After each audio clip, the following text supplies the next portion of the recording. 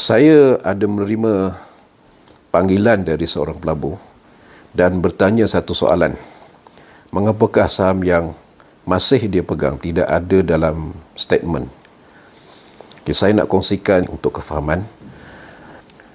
Bila seorang pelabur, dia mempunyai trading account dengan mana-mana broker, dia akan menerima 2 statement setiap bulan. Yang pertama, client statement. Yang kedua, CDS statement. Client statement dihantar oleh broker.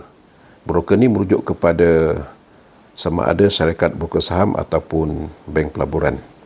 Apa yang terkandung di dalam statement tersebut ialah ada 4 perkara. Yang pertama ialah transaksi jual beli saham. Yang kedua ialah transaksi penyelesaian ataupun settlement. Ia merujuk kepada pembayaran yang diterima oleh pelabur dan juga pembayaran yang dibuat oleh pelabur kerana pembelian saham. Yang ketiga ialah transaksi keluar masuk wang ataupun deposit dari trust account. Dan yang keempat ialah baki tunai atau deposit juga dinyatakan di dalam client statement tersebut. Untuk mengetahui tentang saham yang masih dipegang oleh pelabur, ia boleh dirujuk kepada CDS statement yang dihantar berasingan oleh Bursa Malaysia.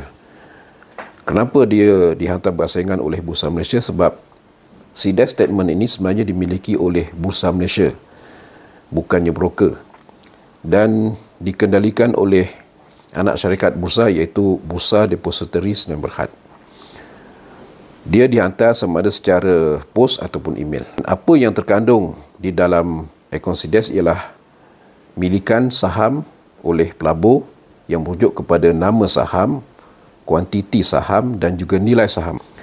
Cara lain bagi pelabur untuk menyemak saham yang dimiliki ialah melalui platform dengan merujuk kepada portfolio. Ada button atau link portfolio dalam platform dan di situ ada senarai-senarai saham yang dimiliki.